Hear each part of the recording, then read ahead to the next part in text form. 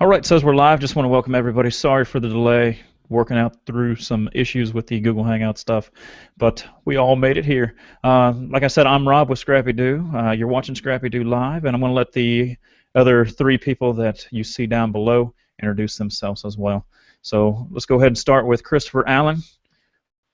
Go ahead and introduce yourself to people. Hello, everyone. My name is Christopher Allen, and I own Christopher Allen Design, and I also own the Brutus Monroe stamp company. All right. Next on the list here is Ken Kreations. Go ahead, Ken.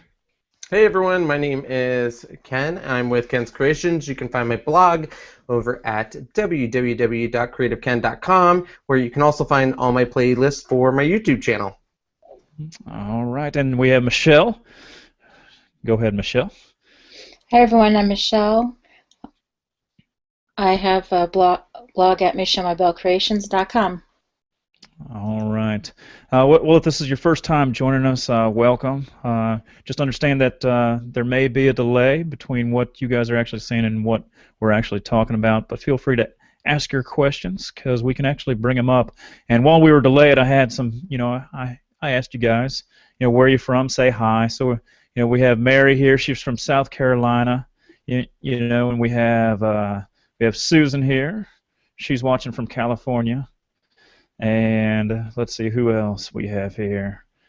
And we got Leslie all the way from the UK. So it must be very, very early for you in the morning. All right.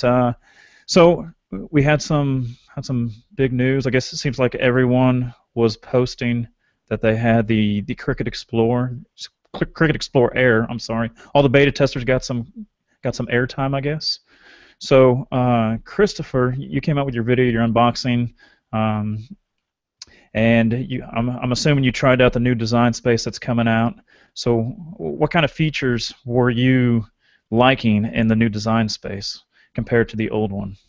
My favorite feature out of all of them is going to be the way that we find images now. Ken has an awesome video showing how to actually go ahead and locate the I guess it's kind of the way you go in for the categories and the way that you'll go in and different filters and things like that. It's much easier now to find images. Before we had kind of a situation where you were just going in and looking for an image, and we had the filters on the left-hand side that really did not provide, I guess, kind of a solid navigation. Obviously, we could find the images we were looking for, but we really couldn't narrow down exactly the image that we wanted. And now with the new Design Space 2.0, it's really simple to pinpoint exactly what image you're looking for. And it's also very easy, I have found, to kind of stumble upon images that you didn't know were there.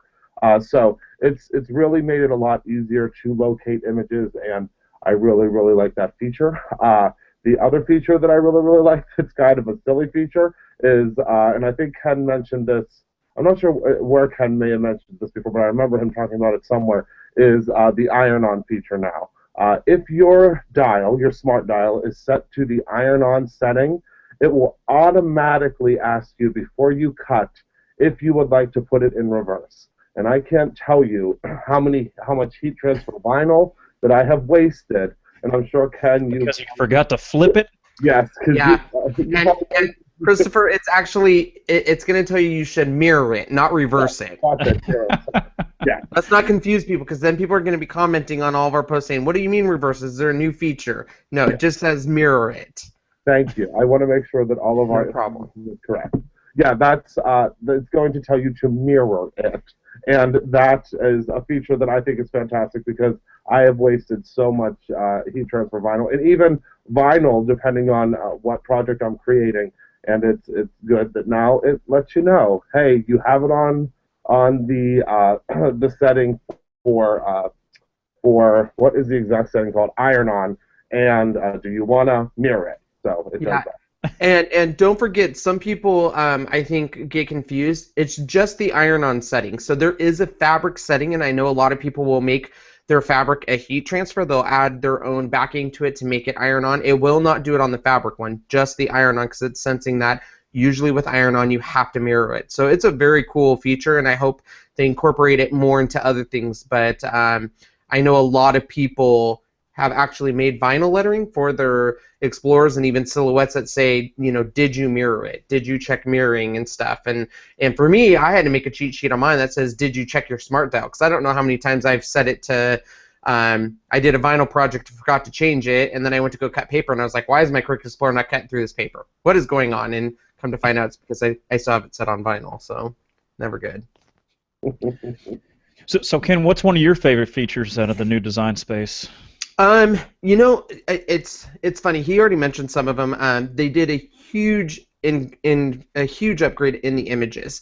Probably the biggest things I can speak to is they made the ability to give thumbnails larger, which is a huge thing because the thumbnails, when you were searching for images, were pretty small, and a lot of people requested that, you know, it's hard to see the thumbnail. So they actually give you an option now to make your thumbnails larger. I love that.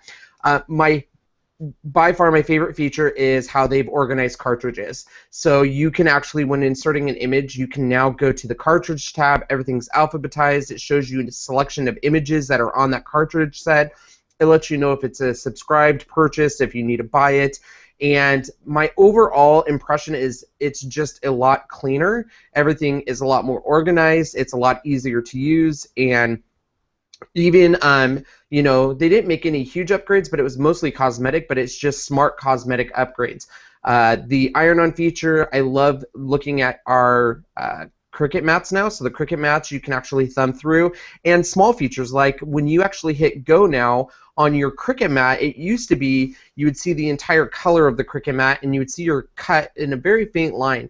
Now when you hit go, your mat turns completely white and just your cuts are in color. And it lets you know exactly on that mat where your cut is going to happen. So if you're trying to save paper, you can get a very defined, you know, area of where the grid marks are and stuff. So it's small little tiny features that they update, but I think they're really going for that, making the user experience.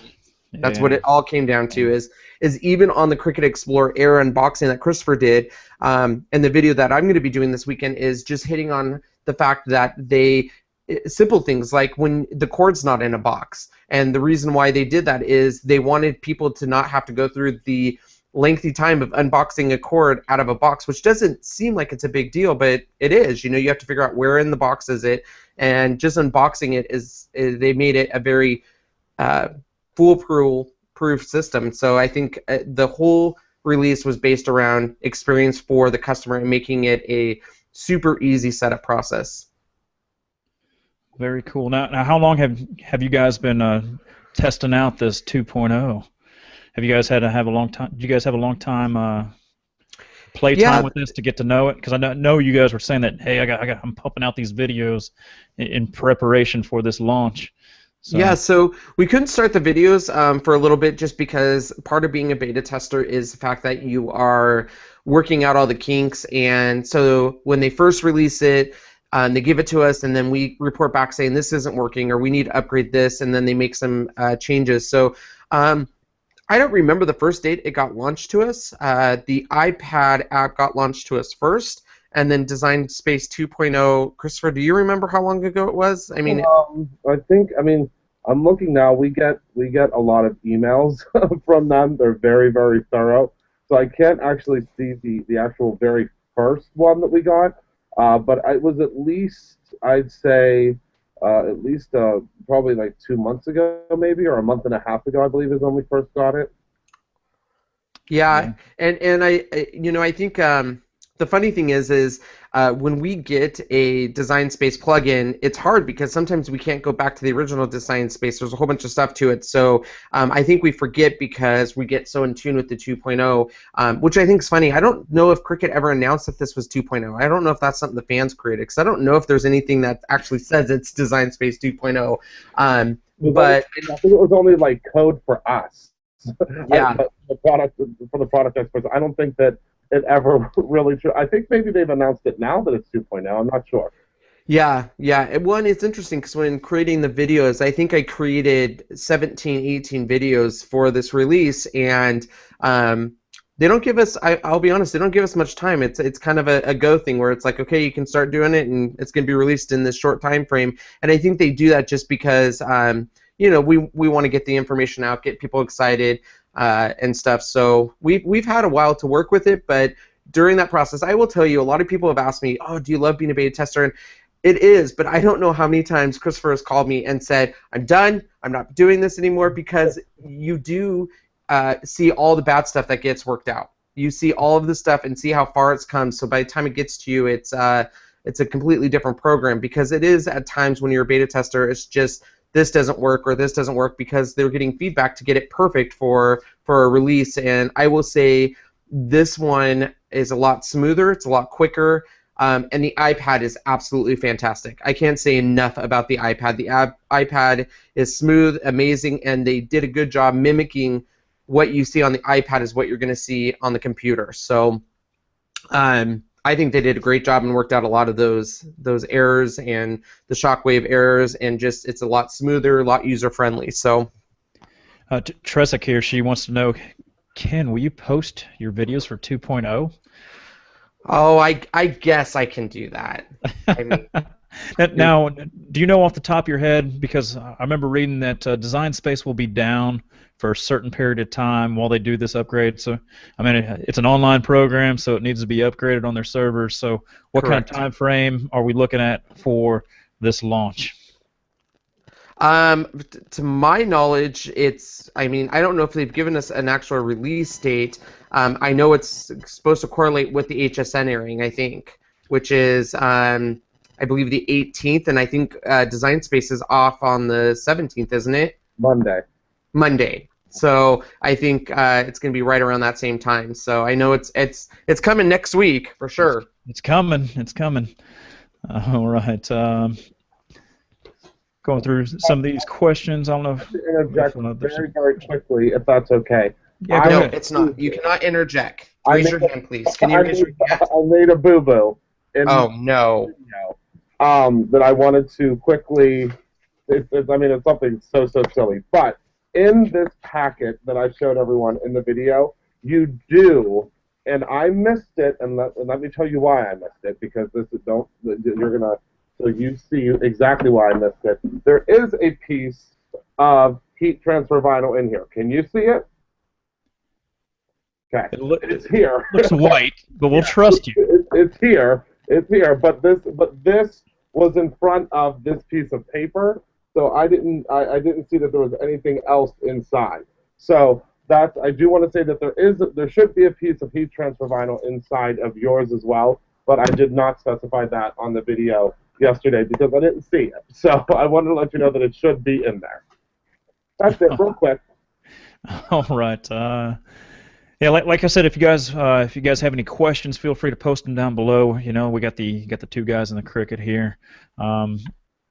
Also, you guys are, I don't know if you want to let people know about, you guys are actually giving away a Cricut Explore Air, and maybe you can tell people how they can get it.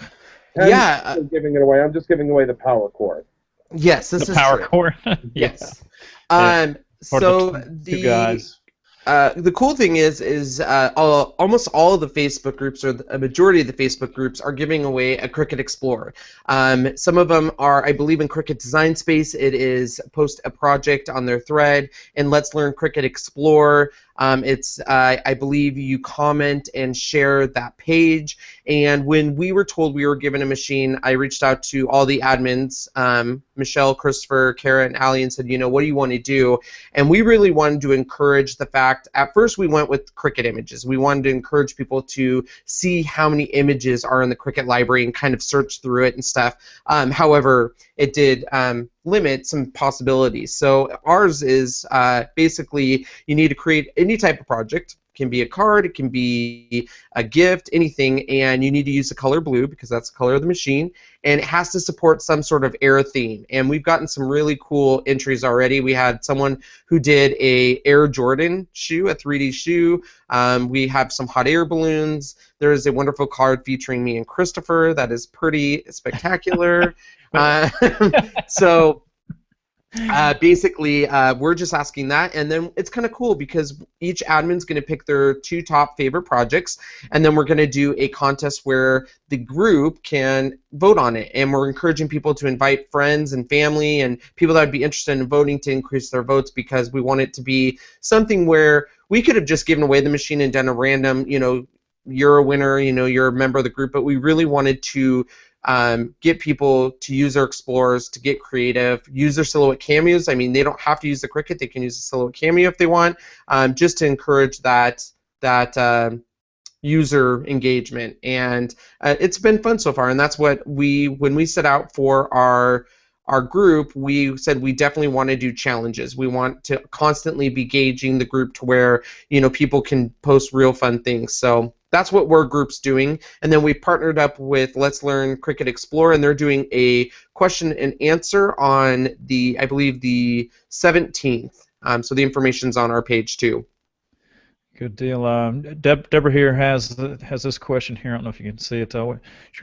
She wants to know what's the difference between the Explore Air and the Explore with the Bluetooth. The Explore Air, the Bluetooth is built in. So it is no longer like on the Explore, that Bluetooth sticks out and you can kind of unplug it and plug it back in. On the Air, it is 100% inside the machine. There's no way to take that out. It's built in.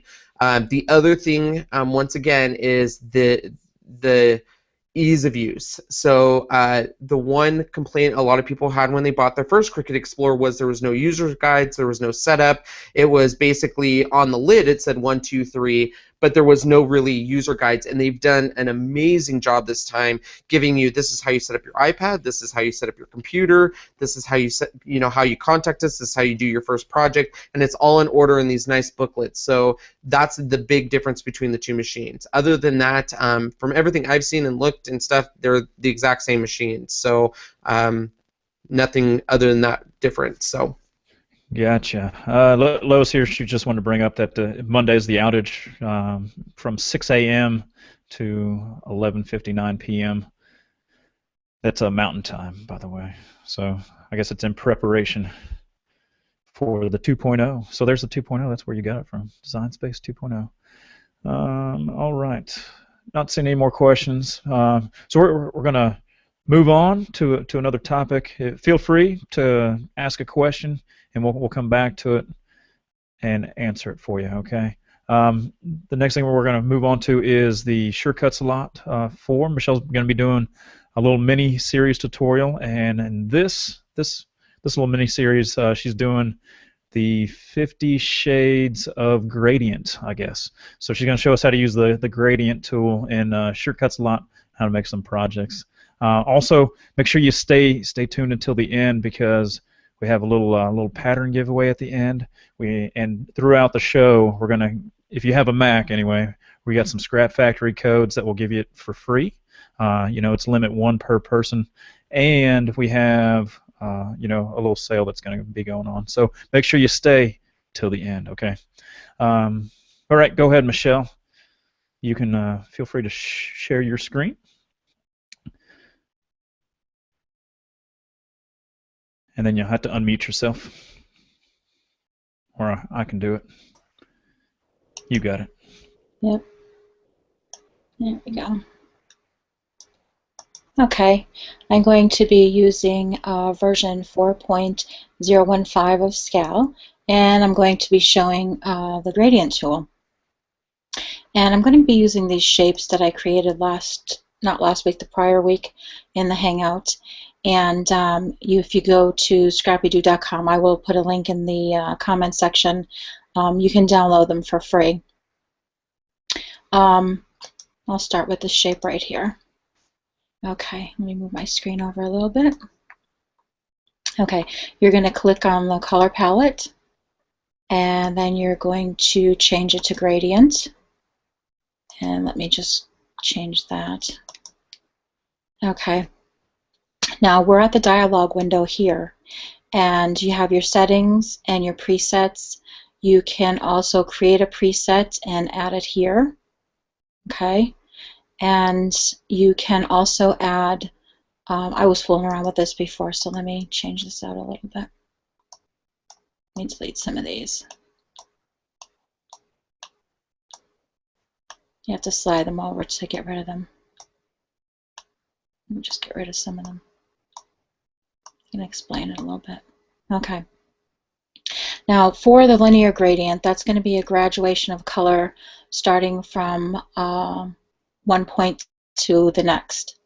And then the radial gradient, okay, that is the graduation of color as well, and that's going to be in a circular pattern.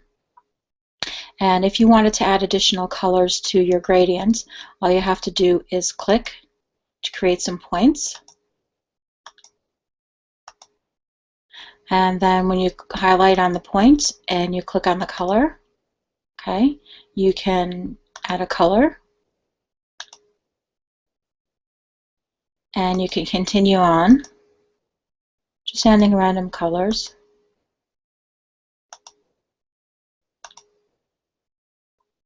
I'll do a red. And if you want to switch the gradients to either longer, you can move these sliders right here. And you can just go back and forth and drag the color where you want it, position it. And this is the position, so when you click on the points, it will tell you the position of the point where it's at in the right here. You can also do a reverse gradient. If you click on the reverse, it will reverse the pattern. And if you wanted to save a gradient, you just go up to Add Preset, and then you give a gradient a name,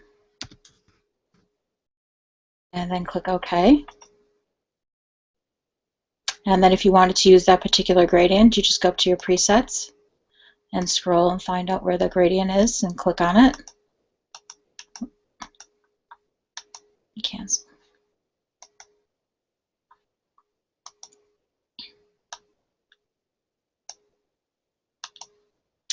I think there's a little bit of a bug here because this is just recent that they put this in.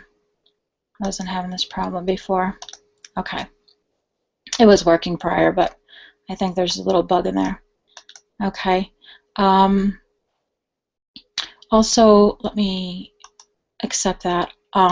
If when you're clicking on your shape, after you add your gradient to your shape, you come over to the gradient tool, okay, and you could drag the line, start at any position, and just drag the line.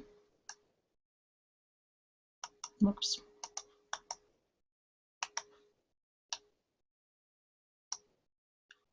And it will change the gradient. You could start from the top, and it's going to change the position of the gradient. You could start from the center. You drag it from the right there. You can get some kind of cool effects when you do that. Okay. And I'm going to click on this pattern right here, and I'm going to add some color to it.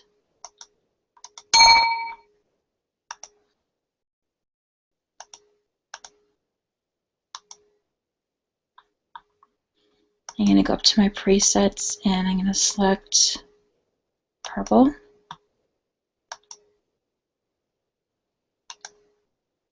And I'm going to click the diamonds.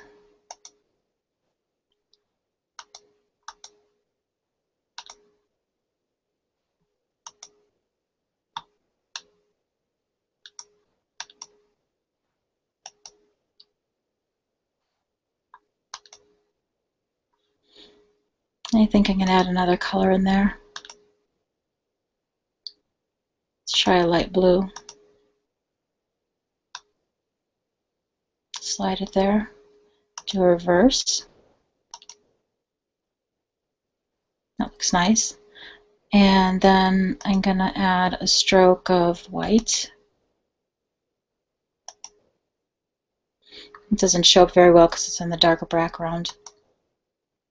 The hearts I will do a darker red. I'm just going to color them in red. And then I'm going to change my stroke to white. Let's see if that shows up.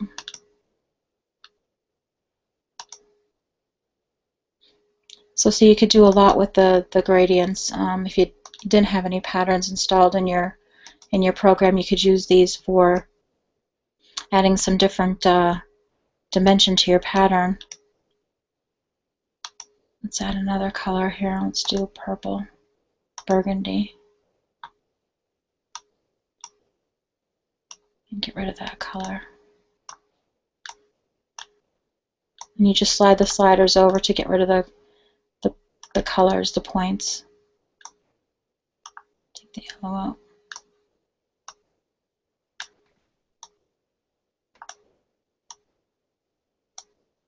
And click OK. Again, you just drag the gradient tool, and you can select from the center and drag it out, and it will change the gradient.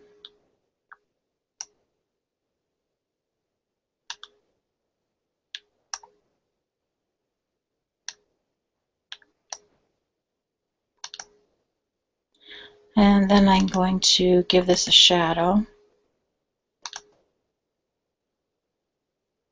Do a blackout.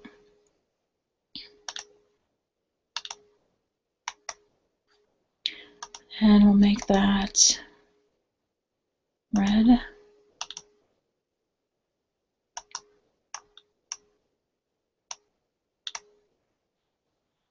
And I think I'll color that white.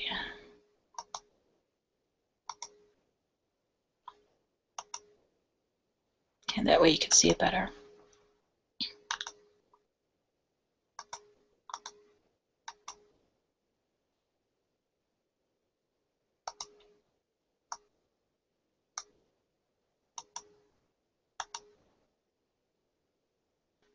Also, if you adjust the darker color here, if you bring this all the way here, the slider, bring that all the way down, and just leave the darker shade right to there, and then click OK.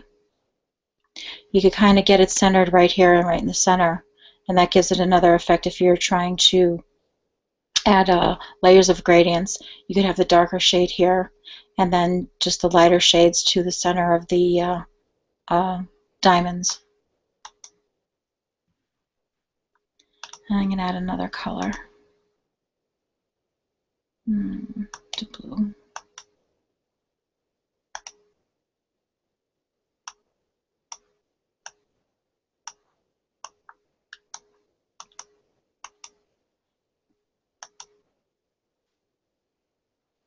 Again, just drag the gradient tool and change the color.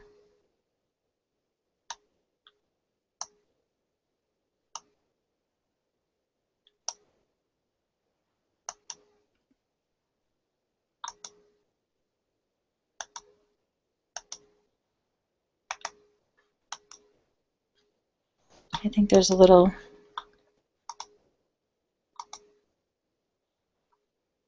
go to presets.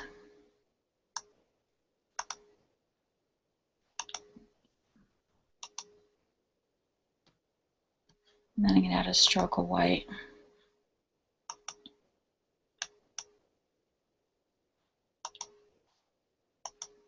So this would be perfect if you're going to do a print and cut, and you just, you didn't want to use just a, plain color fill. You could just use a gradient and try to add some more dimension to your projects. Yeah, another use I could probably see for this would probably be if you can even export this as a PNG or a JPEG file, and to share your design, so you don't have to take this into Inkscape, or you don't have to try to pretty it up in Photoshop. You can do it all within SCAL without having to go to another program. I do have a couple questions on here. So I guess one of the first ones here, Michelle says, maybe you can provide a tip for this. She said, I have version 2 of eCal running on my Eclipse 2. I have both SCAL and eCal, which were created by CraftEdge. She said, I do not own SCAL version 4. She said, I'm learning version 2. Can you let us know whether or not the tips and tricks can be duplicated in eCal? So are those features that you just showed in Shortcut Slot 4 available in ECAL, I guess version 2? For the No, gradients? SCAL yeah, 2? the gradients are not available in version 2. You can upgrade to version 4 and create your design in version 4 and then send it to version 2 to cut. Like if you were going to, some of the features, like there's a rhinestone feature, some of the text effects, if you go up to the effects menu, a lot of those are new features. A lot of the tools are new. So when you're designing, you don't have those tools available to create a shape with. So you could just, like I said, save that to export. You could either export it to an SVG and then bring it into SCAL 2 that way also, and cut. All right, we got another question here. But most of these features are all for version 4. She says, Michelle, I forget, is the SCAL compatible with the Explorer? No, it doesn't cut to the Explorer. Yeah, it doesn't cut directly to the Explorer. What a lot of people are doing is instead of using, Inkscape, they want something more user-friendly. So they'll go to Shortcut Slot or make the cut. They'll design in Shortcut Slot or make the cut, and you can export that as an SVG, and then you can import that into, or I guess they call it uploading, image uploading it, or yeah, you upload their image vector and then upload vector the SVG. upload. Yeah, so that's what people are doing with the Shortcut Slot program if you're trying to use the Explorers, because it does not communicate directly with it. All right, here's a question for you, Chris, while we're waiting for Ken to come back. So this one's from Jana. She said, even though you have the Explore Air, can you still use it without the Bluetooth? So is there a port on the side allowing you to communicate directly with it?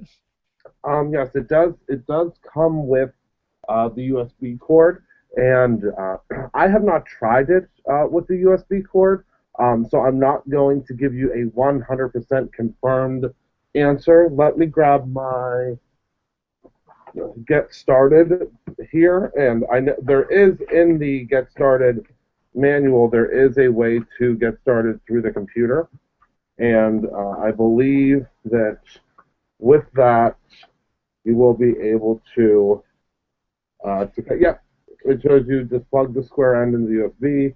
Everything's set. It gives you all the setup for using it with the actual the USB cord. So if you do not have a Bluetooth-enabled computer at this point, then you are still able to use it with the USB, but you are going to be able to, if you upgrade to a Bluetooth, or if you don't have an iPad now or plan on getting an iPad in the future, then again, you do have that ability to do that because it's all built in.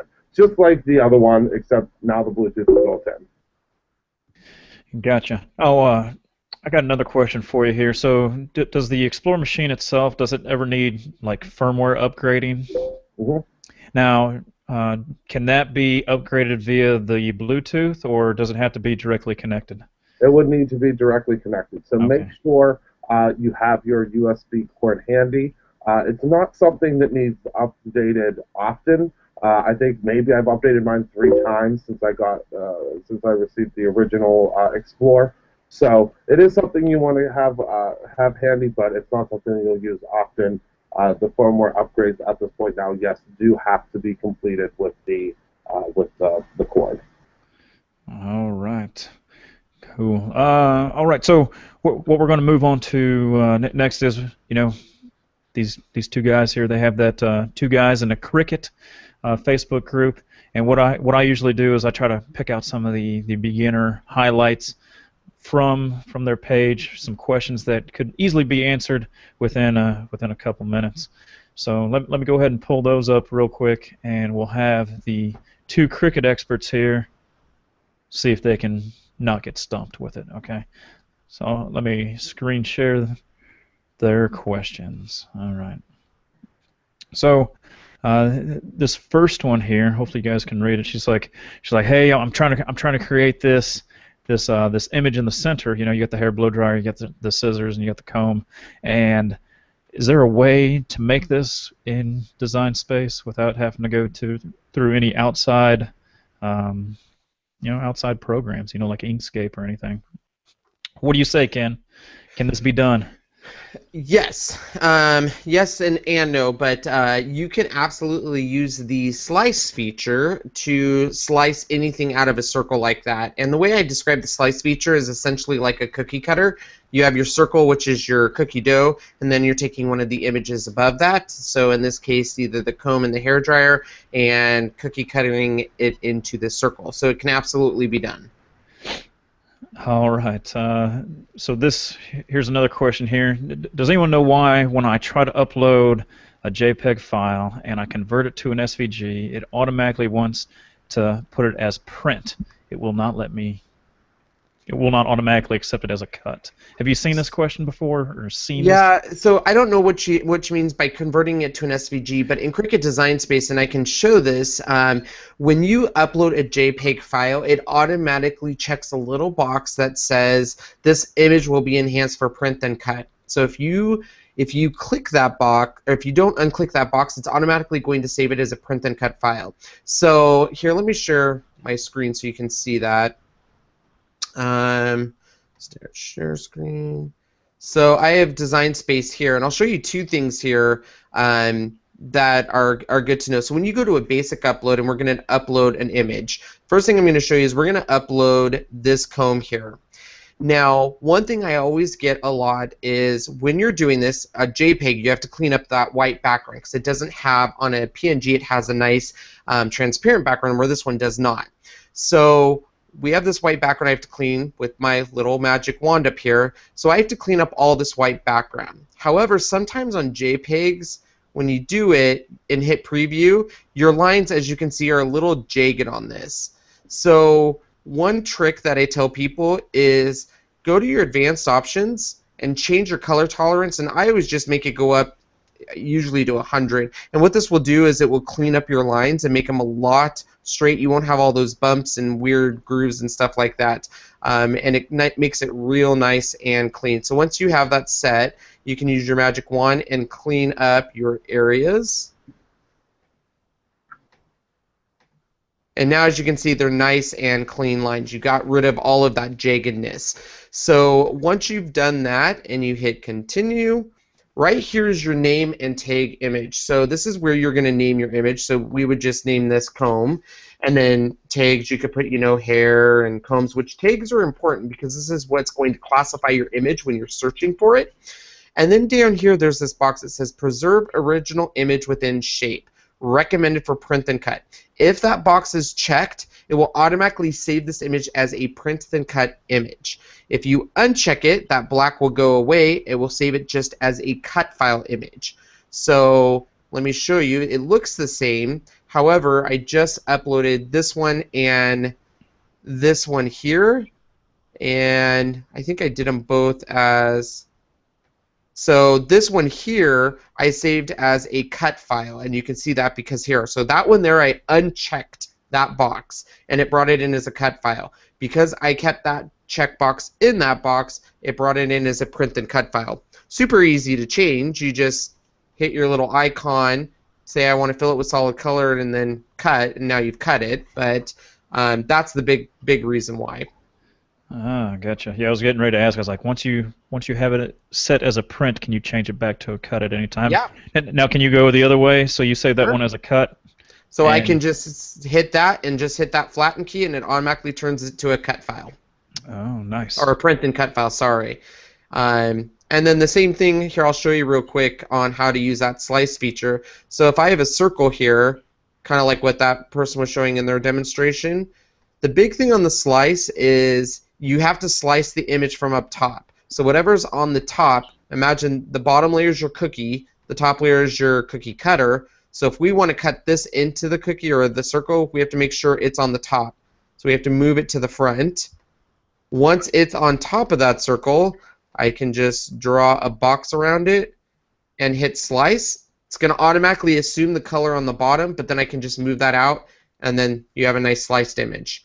The big thing on it is sliced images cannot be grouped. You can't have multiple layers to them. And print and cut, you can't do a slice. So it's got to be single layer images, and you just basically put it where you want and just think of it as a cookie cutter. Just cuts it down. All right. I got a question here. Um, I'll share the screen here.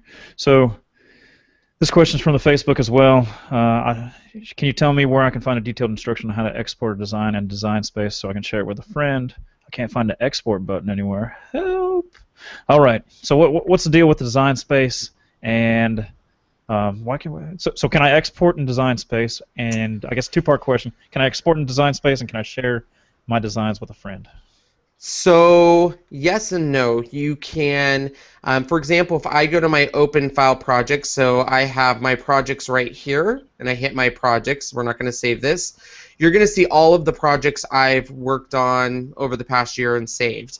So when you're in my projects, if you have under this public column, you have little check marks. That lets you know if you have a check mark in that column, that means you can share this anywhere you want. You can give them that URL, and basically it lets you then go share it on Facebook with a friend, and essentially it would bring up that project on your computer. If you do not have a check mark, that means you cannot share it, and this is because of SVG files and protecting image owners. So for an example, I did a Mickey Star Wars card. I actually brought this image in from Google Images, cleaned it up, saved it, but I'm not going to be able to save that because it's not a Cricut image. I don't have the rights to share that image. So on the Cricut images, obviously you can share it because if you have that item in your library, you can cut it, and if not, they can control you purchasing it. So that's the only way you can share projects in Design Space is if it has that check mark there. Gotcha. Now, say for example, you have a Make It Now project in there, and you want to share what you made with the Make It Now. Do I have to purchase the Make It Now in order to cut it out still? You know what I mean? Well, Make It Now, it depends. So if we go to the Make It Now projects, and you go to an image that, for example, let me see if I can find one that would cost me. Nope, I own all those. Basically, you would have to change the part that it's going to charge you. So a lot of the times it's going to be because of font, that you don't own a certain font or you don't own something. And the best way would be that one I own, I'm subscribed to. Basically, you have to then go change the specific item that you don't have. These are all purchased. There was one I used in my video. I wonder if I can find it. That basically I was able to go and get the font out of there and change it to a different font. And the way you would do that is by customizing it. So I don't see one though. But I could show you on any of these things. Instead of hitting Make It Now, oh, here's one, charges me. I can customize this and then essentially switch out any of the things. So if I don't own this, I could technically change this to a different image and switch it out to an image I do subscribe to. And then once again, I would just save that image, and then I can share it. Oh, okay. So it mostly does with fonts. I've noticed a lot with fonts. So if I don't necessarily own a certain font, that's where a lot of it will come in. So we'll switch out the font for a different font. Speaking of fonts here, Sheila Rogers, she has this question here. She said, when I'm changing a word to right, to the right feature, is there any way that I can change all of my words to right feature all at once? So if she selects a group of them, group of font, can she change a group? Oh, so she has she has multiple fonts, like multiple font text boxes? Yes, I guess that's what she's asking. So she has that. So the only way you can change it to the right feature, I mean, you could select all the. I think you can. I think I'm understanding what she's saying. So if she has this and this. Yep, and she'd like to change both to a right. I think you're going to have to still go to each one and hit right. I don't, unless you could potentially, I guess. I wonder if you could. Well, if you group it, it's still going to just do each layer. Yeah, I don't know of any way. And maybe the best way is if you think that you want it to be right, is type one out, make it right, and then duplicate that. And Yeah, that would be the best way because then you would be able to, for example, if I do like that and then I go to you make it right. right, and then you could go to duplicate easy that way. That would be the easiest way. But the problem is if you're writing different phrases, that would come in. Oh, so you can't edit the text? No, you can. You would Okay. just yeah. I mean, you can definitely edit text, but Just saves a couple clicks, I guess. it does. Yeah. I mean, you would just double click then on your text, and it would come up and change it. But I think there's no way to just select everything on your screen and do that, unfortunately. I see. All right. I have a stamping question here for you, Christopher, because I have no idea what this is. All right, let me put it up on the board. She said, how do you get ink stains out of polymer stamps or any clear stamps? What are any tips can you provide Angela here with? Well, that's going to depend on what ink you are using. If you're using a dye-based ink with a photopolymer stamp, it is almost always going to leave a little bit of a stain behind. I would suggest as soon as you're done using the stamp, I would suggest getting yourself a good stamp cleaner. My favorite stamp cleaner is the Ranger stamp cleaner. It is bubblegum scented. That is how I find it. It has a pink label on it. I don't know if I have any sitting here right now. I don't think that I do. But it is, here we go. It's the water-based stamp cleaner. I suggest a water-based stamp cleaner for all photopolymer stamps. I would not ever use the Stays-On cleaner on any photopolymer stamps, only because the Stays-On cleaner is a very harsh cleaner. It works very well with our rubber stamps or our red rubber mounted stamps or even the unmounted cling stamps.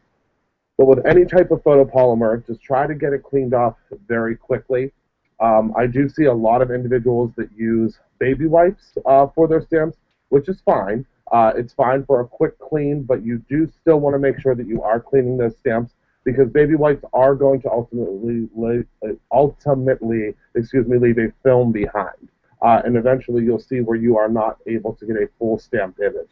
You'll see, again, a lot of videos where the baby wipes are being used, which is a quick cleanup in case you don't want to get out, your stamp cleaning pad and your sprays and things like that. But you do want to make sure that at some point you do actually give that stamp a quick clean. If you are seeing the staining in your stamps, it's probably because it's a red color, or it may be one of the darker pigmented inks.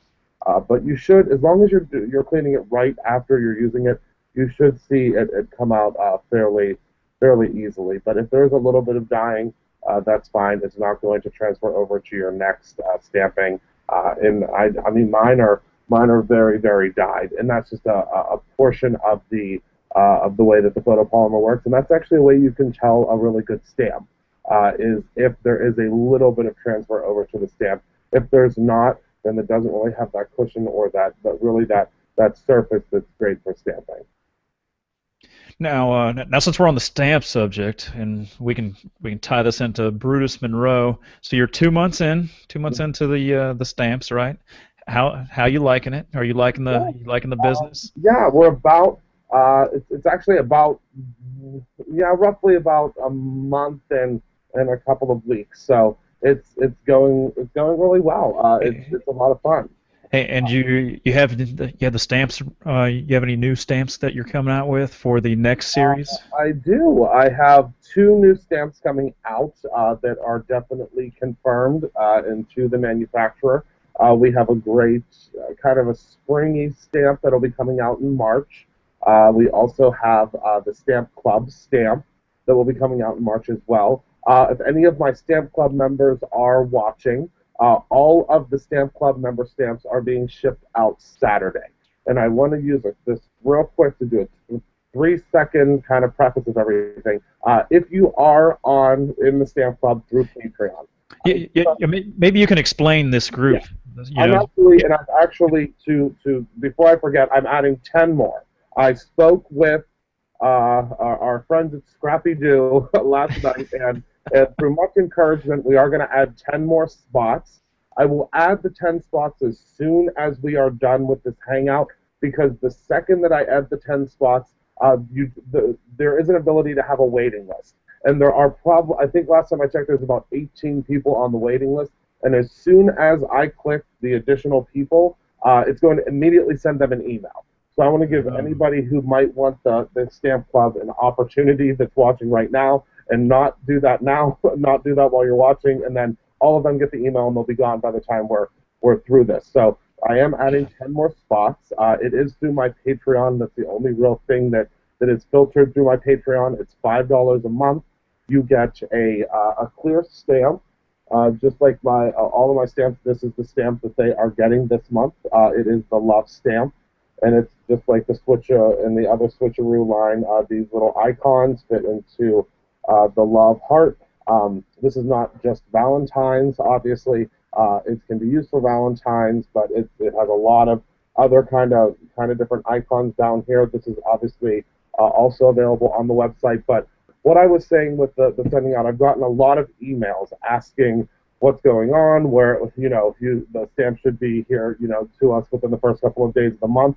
Unfortunately, that's not how it works. It's great that I have so many loyal followers that do have credit cards that are approved. Unfortunately, I'd say about 25% of my loyal Patreons, there may be an issue with your credit card. Your credit card may have changed. There are lots of things that happen with the payments, and if they do not go through, then that stamp is not sent out for that month. I want to take an opportunity to go ahead and send an email to that member to let them know that there was an issue and that they won't be getting the stamp, or we can kind of rectify the situation. And I want to make sure that everything has been completed before all of the stamps are sent out. I have had problems with Patreon in the past, as well as have other Patreon users, where unfortunately there are individuals out there that will go ahead and switch out their Patreon real quick before the end of the month. And generally, most artists before this would have already sent out kind of I guess you would say the prize or the support kind of level thing that you'd be receiving, and then all of these things would be sent out, but there would be 25 people that had been declined. So you will always receive your stamps within at least the first week or that first weekend of the month. I can promise you that, unless the weekend is at the very beginning of the month, because my manufacturer has to get everything sent over to me. It's about a 2 to 3 week delay, but I can tell you that the next stamp coming out is a lot of fun. There's a new line of stamps that will be coming out within the next 2 months. It's called the Life's Too Short line of stamps. There are 3 stamps in the series, and one of the stamps is going to be exclusive to the Stamp Club, and that's what you'll be getting next month. And it's fun. I don't want to show it yet because everything isn't finalized. It goes to my manufacturer. My manufacturer has to kind of do a mock-up. As you'll see with the Alphabet Soup set, the actual set is a little bit different than the marketing image that you see, because the marketing image was my finalized image, and the actual stamps that you receive are the finalized image from the art team at my manufacturer. I'm not the one that has the final say, unfortunately. They actually make adjustments and make sure that everything fits perfectly. So with the Alphabet Soup stamp, obviously in the marketing, you see that the letters are a little bit different at the top, and now I have one here without a backer, and the letters now are straight across the top. They kind of moved them and made them look a little bit better, as well as fit on the sheet a little bit better. So they're great. They fixed everything very, very well because I'm still very new. I mean, we're only about a month and a half into everything, so I'm used to doing graphic design. I had never designed a stamp before in my life, so it's working out. So those 10 slots will be added, and it's a lot of fun. And look out for, I can't announce it yet. I had told you guys, but I can't announce it yet until everything's kind of completed. But we're going to be doing, Brutus Monroe is going to be carried in a couple of other places, I can say that. So just check back at BrutusMonroe.com as well as the Facebook, and you'll see some other places that you can purchase the stamps. All right. Yeah, I talked to Christopher the other day, and I was like, hey man, I said, how many do you have left on your Patreon page? And he's like, they're all gone, man. You know, I can't fit any more people in it. So he said he is opening up 10 slots. Tresic, she wants to know, can you say again the cost of the stamp club? It's only $5. It's great because $5 gives you the 2x3 stamp every month, as well as the shipping is included. So everything is included in that $5. The stamp that you are receiving again is the 2x3.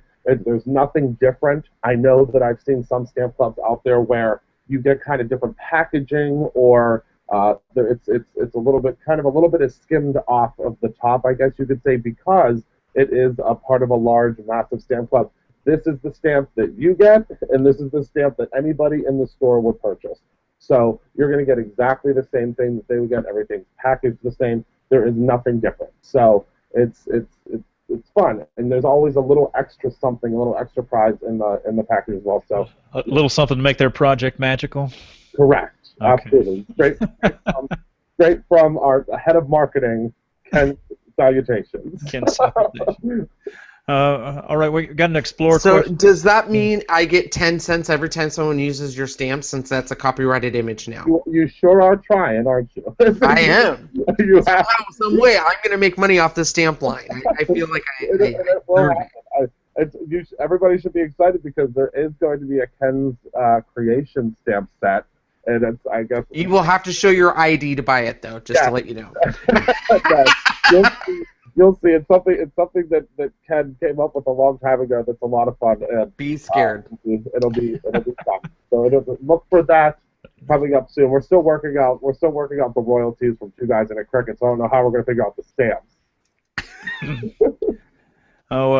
Sheila Rogers, she says that she has the Explorer. When this update comes from Design Space, when she turns on her computer for that first day that she plugs her machine in, is there anything that she is going to need to do except click the firmware update? So she'll want to click the firmware update. When you go into Cricut Design Space the first time, when the plugin is announced, it will automatically require you to do the plugin. And then under the menu options, there is a nice new fancy option that says Update Firmware, and it will check your machine for the firmware. So I do believe, I read in some Facebook groups that a lot of people are already updating their machine firmware. So that's an option, but super easy to do, and should only take, I would say, the plugin takes maybe a minute and a half to install, and the firmware update took me 2.5 minutes, so very easy. All right, going through some more, see if there's any more questions. Did you see any questions that you wanted to take care of, Ken? Well, there is a question on this. There's one about SVGs. It's from Deborah Books. Ken, I'm still having trouble with files that I download that have been created in Explorer, like Crafts by 2. I'm getting some charges, but I can't figure out what the charge is for. So the interesting thing on this is, I think Crafts by 2, and I could be wrong, but I'm pretty sure all of their images were created in Inkscape, and then they saved them as an SVG and provided theirs in Patreon. I could be wrong. But I don't know if they've. I'm not a Patreon of Crafts by 2. They might have Design Space files. However, the final screen, if it's an SVG file, if it's one of their SVG files, you shouldn't be charged for that. All SVG files are free to upload into Design Space. Of course, you're paying for the SVG file itself, but you should be able to upload it for free. The charge, however, you can only be charged in Cricut Design Space for Cricut images. So basically, the final where you hit go, it will tell you, there's going to be a $4.99 charge. For example, like on the fonts, when you are using a font, there's a price next to that one. When you insert an image, there's always a price on the image. So you should know before you insert the image. Now, the only time would be is if, for example, a crafter, I know Melody Lane a lot in her Patreons, shares Design Space files, and I'm pretty sure that she always offers, I think she uses free images most of the time. However, if she does use an image that is a charge, it will tell you, you have to pay for this file at the end, or you can just simply switch it out for another one. So I know that you can basically, if a butterfly is used, you could take the butterfly off and bring in your own image, but usually most designers that I've seen that have offered their links for stuff like that have usually said there is a paid file in here and you have to pay for it. I know, for example, my spinner card that I shared until someone notified me was using files that were part of my subscription, but if you didn't have the subscription, you had to pay for it. So a lot of people were switching them out and mix and matching to make sure it was free until I updated it. But that's the biggest thing is when you're sharing projects, if you don't use those free images, it can charge you. All right. I did want to. It doesn't look like there's any more questions here. So Michelle, she just posted in the description box down below. If you have a Mac, you'll have the Mac App Store on there, and the link that she provided will take you to the Mac App Store. She provided you with 1 key code so far. There'll be 4 more to follow, and you can type that in. This is the what you're looking for here. So you can click on that link and you can log in. You can click redeem code, and you should be able to use this, and you'll get Scrap Factory for free. Okay, so that's one of the perks for coming here tonight. Also, so we're on the subject of Scrap Factory. Let me go ahead and show you what we got coming out for the Scrap Factory here, and I'm hoping to have this out this weekend. I'm hoping to have these, what I'm getting ready to show you out, by tomorrow. So we have this right here. These are going to be the new Prince and Princess sets. So you're going to get all these, all the various styles of dresses and outfits. Of course, all these hairs. So all these outfits will fit the original Scrap Factory dolls. All the hairstyles will fit the original Scrap Factory dolls. So you'll be getting this as an added feature. Then we got, I don't know what to call this yet. Maybe you guys can help me out. So we got a couple new girl dresses, girl outfits, and girl hairstyles. And then for the scouts out there, whether that be girls or boys, we're coming out with uniforms. So that's what we're getting ready to push out. Hopefully this weekend will be the weekend to do it. And speaking of Scrap Factory, if you don't have Scrap Factory, if you go to the website today and throughout until Monday, it's going to be half price. So it's $15. $15 for the program. What you guys just saw, if you're not familiar with Scrap Factory, those are called expansion packs, and that will allow you to build with this. You can see these little guys up here above me. That was created with Scrap Factory as well. You got the Brick People expansion pack. Oh, also for coming today, we got this right here. Let me pull this up. So, all right, there we go. Rotating it, and let me share my screen. All right, so if you're on the, is that just a gray screen to you guys? All right, there we go. Wow, I can't get it. Let me try it again. But if you guys are on the event page, this is one of the photos that you should see, and that's a lot of the groups they're getting the EOS little lip things. I don't know, maybe Ken has a better description of it, but a lot of people are making these kind of files where you can unscrew the lip balm, you can screw it in there, and that file is going to be given to you guys for free just for watching it. It's going to be a 24-hour download, so that's going to be free for you guys. All you have to do is Michelle's going to put the link down there, and it's going to be ScrappyDew.com/live/specials. And all you have to do is sign up for the newsletter that's down there, and it will be an automatic pattern download. Okay, so Michelle just posted that link. It's right here, ScrappyDew.com/live/specials. All you have to do is sign up for the newsletter, and you'll automatically get that little flower download. Okay, it's in all the formats that you would expect from ScrappyDew. Okay. Hey Rob, can they share Yep. that, or is that? Do you want that to be like for the secret, the people that came here, or can they share Well, it in Facebook groups? Well, you can share that in Facebook groups. You can share on how to get it. So send them to scrappydew.com/live/specials and let them sign up for that newsletter. We will use that newsletter, to send you out emails when we're going to be going live, as well as for some ScrappyDew promo stuff. And after the first email that we send you from that, you can feel free to unsubscribe. Or if you like what we're giving you, keep it. If you're already subscribed to the ScrappyDew newsletter or the Google Hangout one, you will not get duplicate emails. But yeah, check it out, and you can get that free pattern. So Scrap Factory on sale, $15. Michelle's going to be posting the rest of those codes out there for you guys. I don't know if she has already. Looks like she's done a couple. But yeah, check that out. Anything else, guys? Nope. Oh, I got nothing. all I right. did Well, call HSN and ask them if I could go present this machine with Anna. It was a negative. yeah, I'm working on it. You probably wouldn't have had as many mistakes either. So, yeah. All right. Well, guys, appreciate you guys coming out and taking a look at these videos. Thanks for staying till the end, and I hope that you guys can create stuff. And feel free to share them on our Facebook page. Share them on the Cricut, the Two Guys in a Cricut Facebook page, and we'll see you hopefully next week. All right.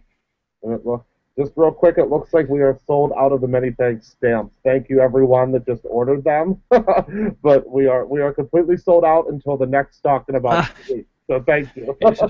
So are we sold out until people stop getting the stamps? Or are you going to increase the 60 to 70? No, this is actually the third shipment of the many thanks stamps. So we've actually gone through. This will be 375 stamps. So the next will be in, and about 2 weeks, so we'll be good to go. So thank you, everyone that ordered. We actually had 9 orders since that was put in. So thank you. All right. All right. Well, we'll see you next time, guys. Thanks for watching. Thank you. Bye bye.